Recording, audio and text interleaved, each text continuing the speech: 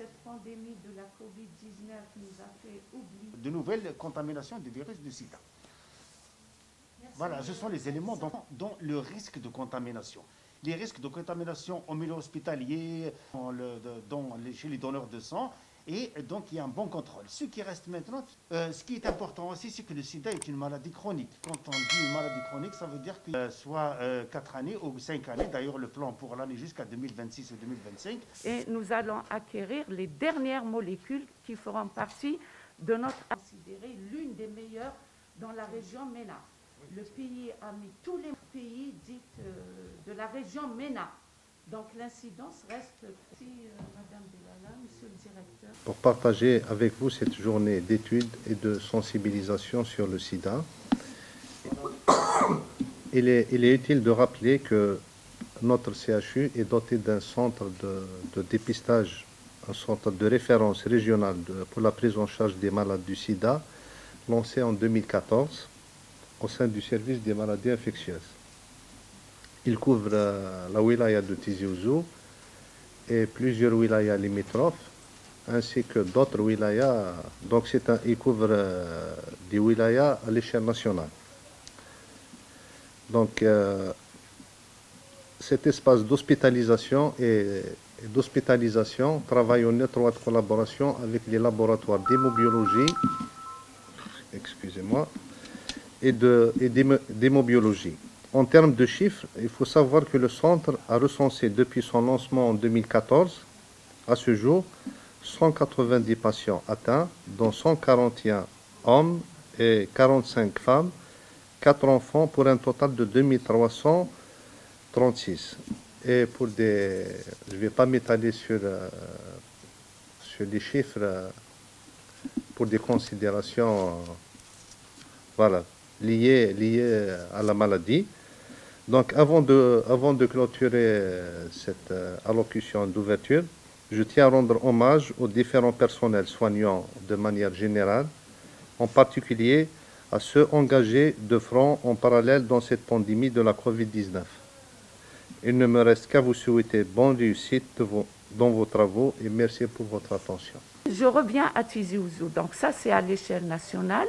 À l'instar des autres centres de dépistage, dès l'ouverture du centre, nous avions été dotés d'un appareil PCR, ce qui était important. En 2015, nous l'avons, et grâce à la contribution de nos confrères de microbiologie, la charge virale est réalisée au CHU de Tizi Ouzou.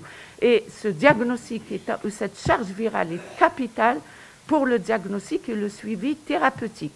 Nous avons également un appareil, un cytomètre qui nous dose les CD4 et cet examen est réalisé par nos confrères d'hémobiologie que je remercie infiniment.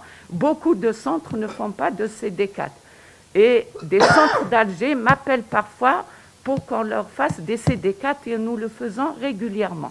Donc à Tizi Ouzou, nous avons les examens biologiques pour poser le diagnostic, même si de temps en temps il y a des petites ruptures de réactifs, mais les malades sont rattrapés et ces examens sont faits. Ça nous permet donc, déjà le diagnostic, l'ELISA est fait à Tizi Ouzou.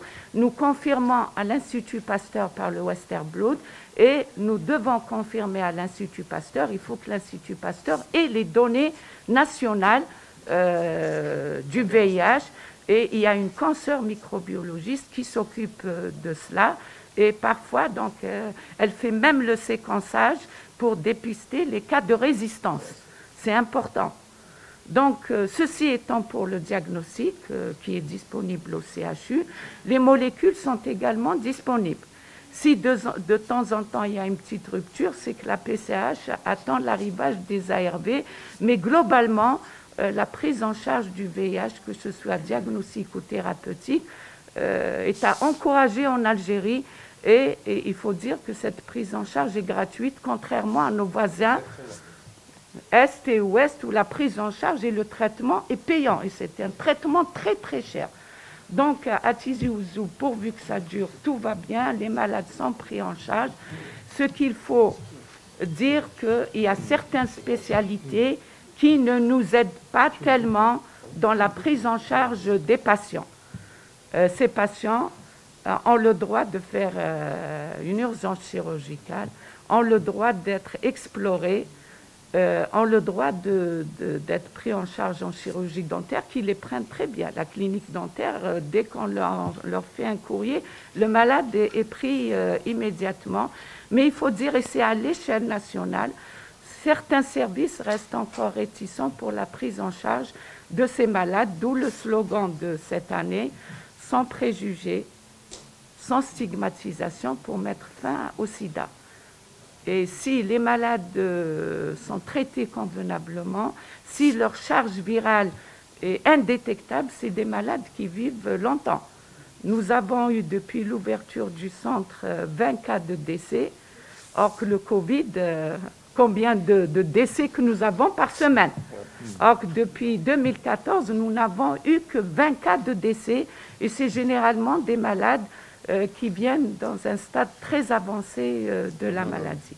Pour dire que la menace du VIH est toujours présente 40 ans après ses premières découvertes ou un peu plus, et que si nous sommes aujourd'hui présents, c'est pour montrer notre solidarité, notre conviction surtout, pour intensifier les actions, pour lutter contre ce virus qui a autant fait souffrir la planète, notamment en présence d'un deuxième virus, d'une deuxième attaque qui n'est pas des moindres. Donc tout cela justifie une sensibilisation, une mobilisation et surtout un accompagnement des gens qui s'occupent de cette pathologie. Et profitons de ce moment pour dire qu'il faudra probablement revoir les investissements tant sur le plan humain que sur le plan financier pour améliorer la prise en charge de ces patients atteints de virus. Et pour finir, je vous dirais que tout le monde est concerné. Je discutais un instant avec le professeur Afiri. Nous avons des patients qui présentent des neurosida et nous venons d'avoir en une semaine 2 cas. Donc l'un est dû à la complication des thérapeutiques et l'autre un mode d'entrée vraiment atypique avec un tableau de neuropathie optique très fulgurante chez une jeune femme qui risque de perdre la vue.